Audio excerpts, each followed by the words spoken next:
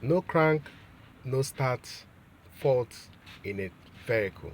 Actually, a Toyota Corolla vehicle, which turns out to be a starter motor fault.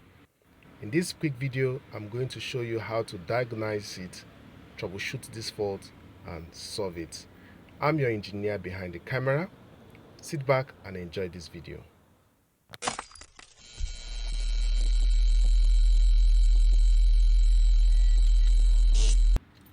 So when your vehicle is not starting, that is not even cranking, the first thing you want to do is to check if your battery is strong enough to crank the vehicle.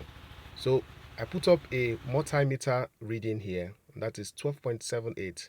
This multimeter reading is actually strong enough to start the vehicle. So the next thing we're going to do is to get to the kick starter of this vehicle, that is starter motor. Now the starter motor is located behind this runner's intake.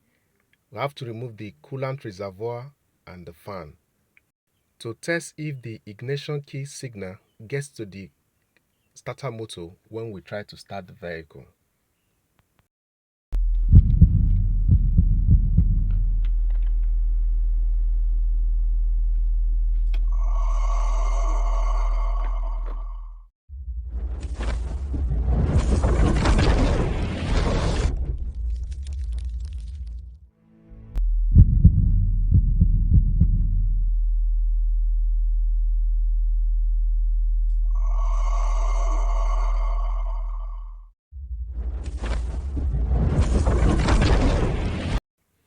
Now if you look carefully, you will see that the kick is just under this intake runners. That's the kick starter there, the starter motor.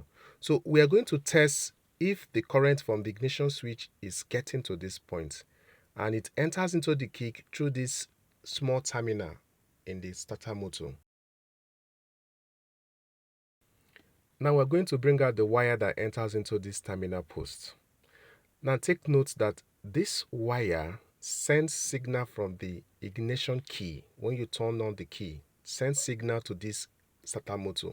Now the signal it sends is actually a positive signal. So we'll use our test lamp to test if that signal gets to it. Of course, the other side of the test lamp will be in the negative battery post. So as you can see, it's actually sending signal when you are starting the vehicle. So the fault is actually in the starter motor. We're going to bring out the starter motor and change what is in it. I have a video that takes us on how to bring out this starter motor, and also have a video that I'm going to paste in the description section of this video that shows how to change the brush, the carbon brush in this Kickstarter. So the starter motor is out, and like we said, what is actually faulty in this is the carbon brushes. It was changed and it will be replaced back. Then the vehicle will be tested again. Start.